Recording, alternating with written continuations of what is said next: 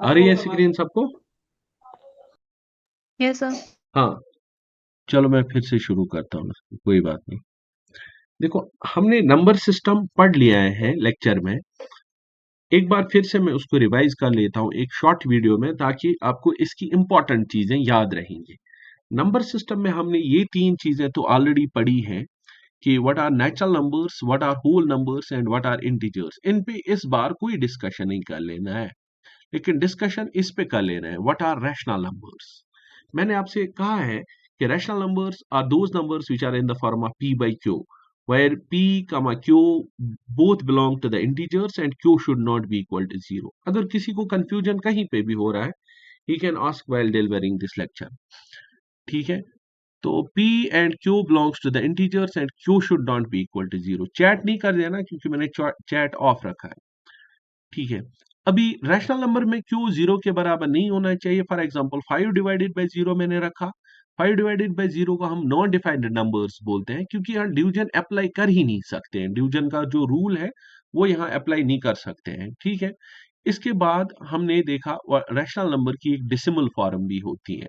पहले ये मसला है कि how we can find out the decimal form of the rational number. Decimal form हम बाय एक्चुअल डिवीजन से निकाल सकते हैं। If we will divide the two rational numbers, तो हम उसको कन्वर्ट करेंगे उसकी डेसिमल फॉर्म में। और डेसिमल फॉर्म यहाँ दो टाइप्स की होती हैं, टाइप फर्स्ट टर्मिनेटिंग होगी और type second non terminating repeating होगी। टर्मिनेटिंग में 15 डिवाइडेड बाय 5 अगर मेरे पास एक नंबर है, इसको मैं कन्वर्ट कर सकता हूँ डेसिमल फॉर्म में, कि यहाँ मैंने डिवीजन कर दिया और डेसिमल फॉर्म ये आ गई 1.875। ठीक है, और दूसरा क्वेश्चन 10 डिवाइडेड बाय 3 है। अगर मैं इसको डिवाइड करूंगा 10 को 3 से, तो डेसिमल फॉर्म ये बनेगी 3.333 कंटिन्यू। तो ये भी एक डेसिमल फॉर्म है, और 10 divide by 3 is equal to 3.3 bar. इसको भी हम डेसिमल फॉर्म बोलते हैं 10 डिवाइड बाय 3 की, लेकिन ये वाली डेसिमल फॉर्म है नॉन टर्मिनेटिंग रिपीटिंग। यहां तक किसी को कोई कंफ्यूजन है तो वो बता सकता नो सर। है। ओके, आगे चलते हैं। इसके बाद मैंने आपको पढ़ाया है कि what is the nature of the decimal representation, कि नेचर क्या होती है डेसिमल रिप्रेजेंटेशन की। Nature of the decimal representation simply ये है कि हमारे पास दो टाइप्स ऑफ डेसिमल रिप्रेजेंटेशन है। One is called as terminating and one is called as non terminating. ये नेचर है इनका, दो ही टाइप के डेसिमल रिप्रेजेंटेशन होते हैं। अब मेरा क्वेश्चन ये है कि डिवीजन अप्लाई किए बगैर आपको डिवीजन अप्लाई नहीं कर लेना है। आपको बोलना है कि कौन सी टर्मिनेटिंग होगी और कौन सी नॉन टर्मिनेटिंग होगी। जैसे अभी हमने देखा कि 15 डिवाइड बाई 8 तो टर्मिनेटिंग था, 10 डिवाइड बाई 3 तो नॉन टर्मिनेटिंग था। अब आपसे मैं पूछ रहा हूं कि डिवीजन मत कर लो। आप आपको रूल पता होना चाहिए कि किसकी डेसिमल रिप्रेजेंटेशन टर्मिनेटिंग है और किसकी डेसिमल रिप्रेजेंटेशन नॉन टर्मिनेटिंग है। सो रूल ये याद रखना है आपको। This one is the rule कि p डिवाइडेड बाय q आपको पहले लेवेस्ट फॉर्म में लाना है। आपको पता करनी है कि डेसिमल रिप्रेजेंटेशन कौन सी वाली है। इसमें p डिवाइडेड बाय q पहले लेवेस्ट फॉर्म में ले आओ। q को फैक्टराइज कर लो। अगर q के फैक्टर्स खाली 2 और 5 निकले, खाली 2 और 5 निकले तो टर्मिनेटिंग है, अदरवाइज नॉन टर्मिनेटिंग रिपीटिंग। ठीक है, जैसे मैं यहाँ 15 डिवाइड बाई 8 में क्यों ले लेता हूँ 8, और जब मैं 8 के फैक्टर्स निकालूंगा तो वो खाली 2 2 एंड 2 आ जाएंगे। दैट मीन इसका क्यू जो है दैट इज 2 रेज्ड पावर 3। तो ये वाली डेसिमल रिप्रेजेंटेशन टर्मिनेटिंग है। इसी तरह मैं यहाँ दूसरी एग्जांपल दे देता हूँ ताकि आपको बेटर समझ आ जाए। 13 डिवाइडेड बाई 30। अब देखो ये लोवेस्ट फॉर्म में ऑलरेडी है, क्योंकि हम इससे नीचे इसको कसर नहीं काट सकते हैं। अब मैं 30 के फैक्टर्स निकालता हूं। यहां देख लो आप 30 के फैक्टर्स। 30 के फैक्टर्स 2 15 जार 30। फिर 5 के फैक्ट 5 से भी होगा, 5 3 जार 15। फिर 3 से होगा, 3 1 जार 3। इसका मतलब यहाँ जो क्यू इक्वल टू 30 था, वो हमने कन्वर्ट किया 2 इंटू 5 तो किया, लेकिन उसमें एक एक्स्ट्रा भी आ गया 3। ये नहीं आना चाहिए था, अब ये आ गया। तो इसकी decimal representation non terminating repeating होगी। If you will divide it you will find out that the 30 divide by 13 divide by 30 is non terminating and repeating. ये समझ आया? यहां तक किसी को कंफ्यूजन है तो वो पूछ सकता है। No sir. एनीबॉडी?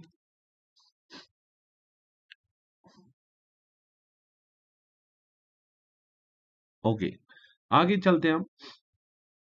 आगे ये देखेंगे हम कि अगर मैं अगर मैं आपको आगे ये एक क्वेश्चन पढ़ाने वाला हूं कि अब जिसकी डेसिमल रिप्रेजेंटेशन टर्मिनेटिंग होती है, जिसकी डेसिमल रिप्रेजेंटेशन टर्मिनेटिंग होती है, इसका मतलब ये हुआ कि वो कुछ डेसिमल डेसिमल के बाद, कुछ नंबर्स के बाद टर्मिनेट हो जाएगा। जिसकी डेसिमल रिप्रेजेंटेशन टर्मिनेटिंग होती है वो कुछ नंबर के बाद टर्मिनेट हो जाएगा। जैसे 15 को 15 डिवाइडेड बाय 8 जो था वो मुझे आया था कितना आया था, दैट वाज इक्वल टू, यहां मैं चेक कर लेता हूं, 15 डिवाइडेड बाय 8 जो मुझे आया था दैट वाज इक्वल टू 1.875। ठीक है, that was actually equal to 1.875। Okay, 1.875। इसी तरह अगर मैं और एक नंबर ले लेता हूं, लेट सपोज मैं 9 डिवाइडेड बाय 5 ले लेता हूं, this will be equal to 5 1 जार 5 प्लस 4, तो यहाँ पॉइंट आ जाएगा, 5 8 जार 40, तो ये 1.8 आ गया। इसी तरह अगर मैं ये ले लूं 13 डिवाइडेड बाय 10 ले लेता हूं, ठीक है, तो ये आएगा 1.3।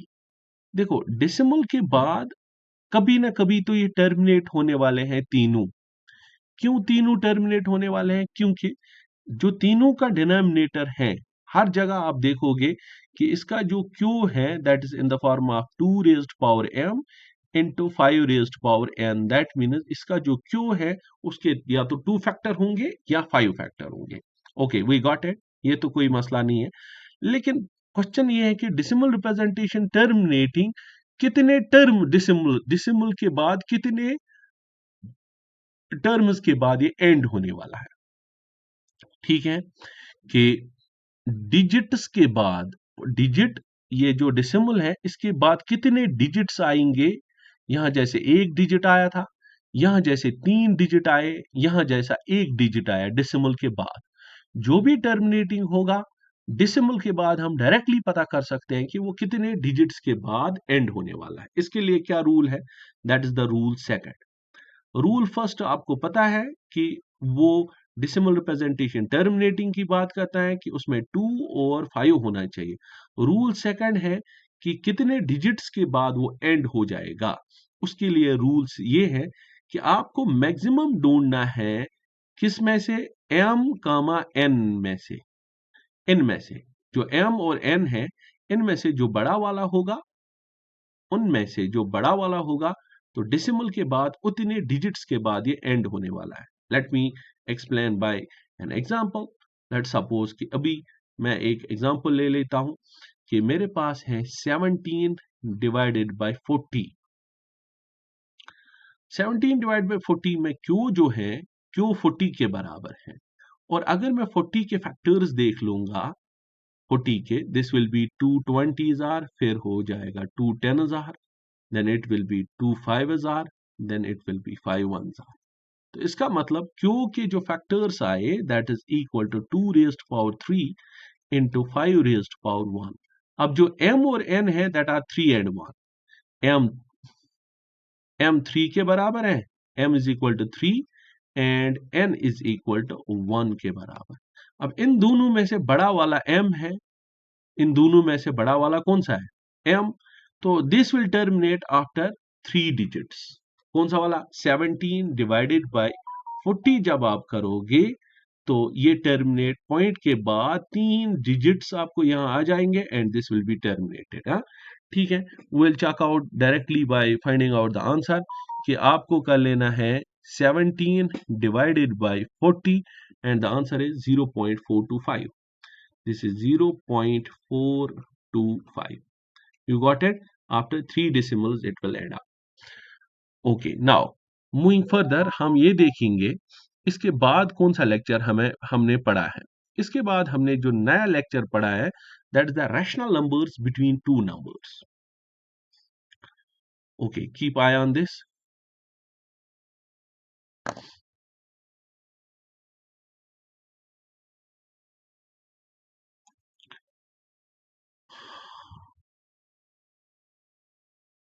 ओके, इसके बाद जो हम नेक्स्ट लेक्चर देखने वाले हैं दैट इज कि रैशनल नंबर्स, कितने रैशनल नंबर्स हो सकते हैं, rational numbers between two numbers, दो नंबर्स के बीच में कितने रैशनल नंबर्स आप निकाल सकते हो और क्या तरीका है।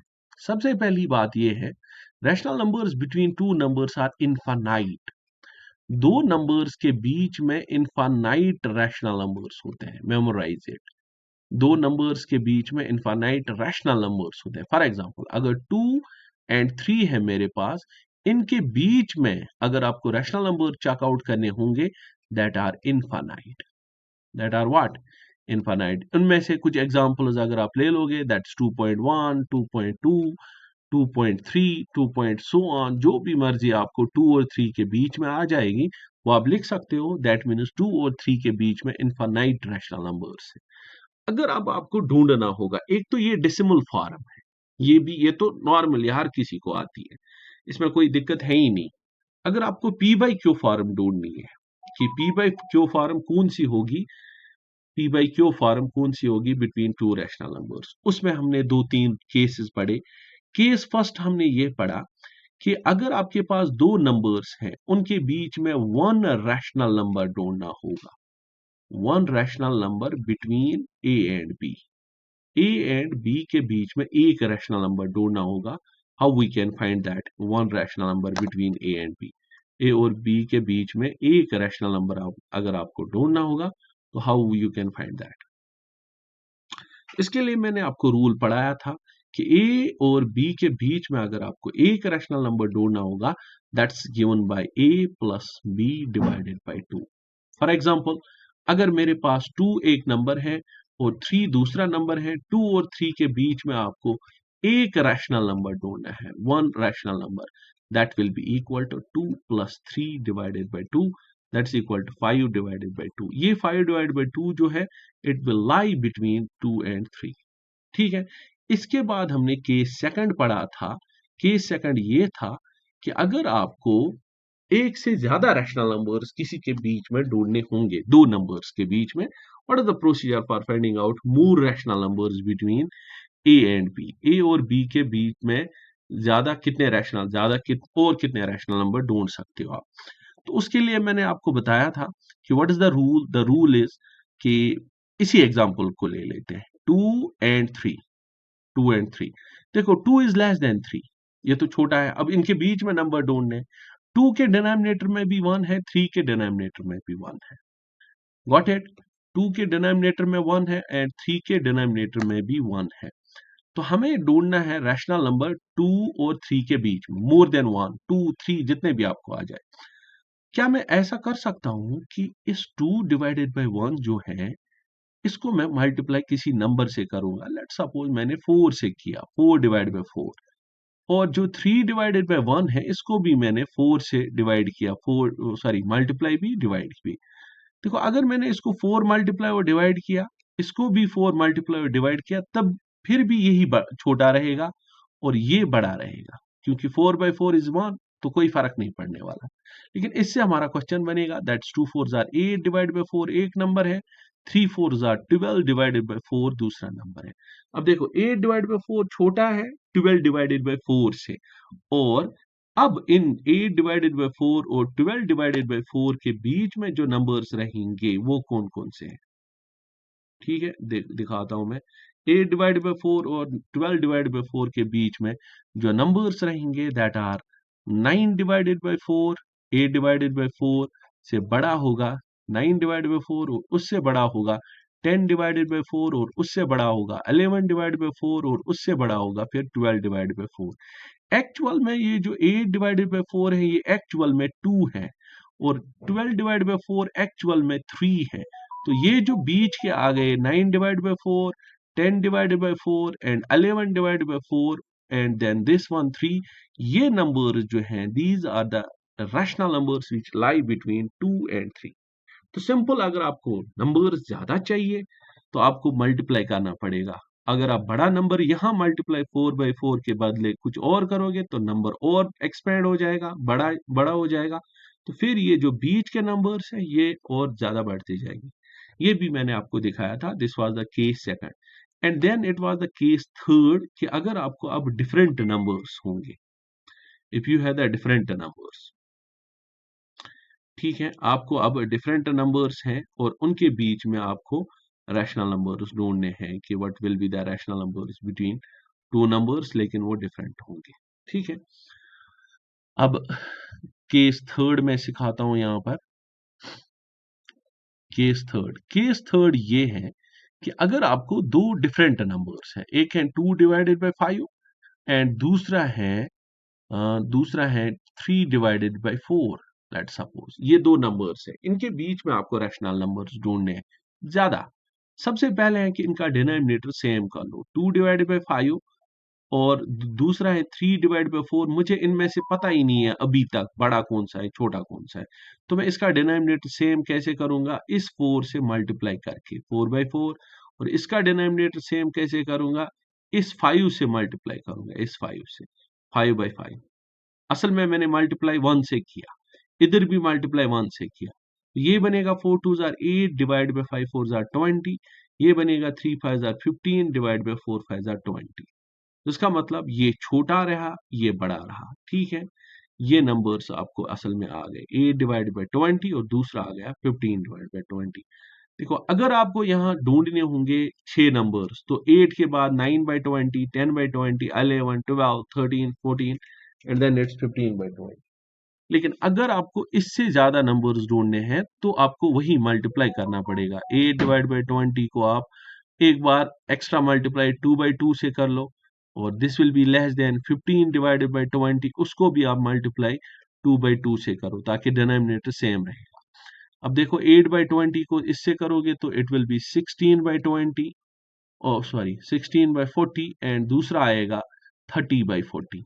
ठीक है, 30/40। इसमें 16 से लेकर 30 तक बहुत सारे नंबर्स अभी हैं जिनके डिनोमिनेटर में 40 रहेगा, वही नंबर्स रहते हैं इनके बीच में, इसके और इसके। लेकिन इसका जो एक्चुअल वैल्यू है वो 2/5 है और दूसरा है 3/4। ये भी हमने पढ़ा कि एक रैशनल नंबर, एक से ज्यादा रैशनल नंबर्स कैसे हम पता कर सकते हैं। This was the topic about, ये कुछ पहले लेक्चर्स 2 4 थे जो मैंने आपको दिए थे, उनका मैंने निचोड़ करके ये वाला हिस्सा बना दिया। ठीक है, अभी दूसरा लेक्चर इस पे इरेशनल नंबर्स का आने वाला है, वो आई थिंक कि हम नेक्स्ट कभी जब हम रिपीट करेंगे क्लास तब करेंगे। आज एग्जाम्स की वजह से आपने रिपीट के लिए बोला था कि हम लेक्चर आर डी शर्मा नहीं करेंगे, तो आई थिंक कि इट्स एनफ आज के लिए। तो फिर कभी किसी और दिन इसको rest of the part revise कर लेंगे। किसी को कोई क्वेश्चन है तो वो पूछ सकता है। Yes sir. हाँ पूछ। ए है मुझे किसके बराबर, 5 + 2√6। ए इज इक्वल टू 5 + 2√6, ऐसा ही है। Yes sir. हाँ, तो बी है किसके बराबर, 1/8। बी है 1/a। तो दैट मीन्स कि बी होगा 1/5 + 2√6। इसको रैशनलाइज करोगे तो 5 - 2√6 डिवाइड बाई 5 - 2√6, तो ये बनेगा 5 - 2√6 डिवाइडेड बाई 5 × 25, तो ये बनेगा 5 - 2√6। ओके, ठीक है, ये बनेगा 5 × 25 और ये बना था 24। इसका मतलब ए बना है मेरे पास, ए बना है 5 + 2√6 और बी बना है 5 - 2√6। ओके, तो ए स्क्वायर कर दो plus B square, this will be equal to 5 + 2√6 square plus B square 5 - 2√6 whole square. आपको प्लग से कर लो, this is 25, this is 25 + 24, 5 2 10 2 20√6 plus B square है 25 + 24 - 20√6, 20 ये कटेगा इसके साथ, कुछ तो चू गए 49, कुछ तो चू गए 49 49 49 98 इसका आंसर होगा। ठीक है, और कोई तरीका नहीं है, यही तरीका है जो आपने बोला वो बेटर है। 5 5 25, 2 2 को 4 4 6 24, ए स्क्वायर माइनस बी स्क्वायर। हाँ, समझ आई बात? सेम आंसर, अवैध का भी 98 आया है, सेम आंसर है, 98 है, 10 नहीं हो सकता है। You got it?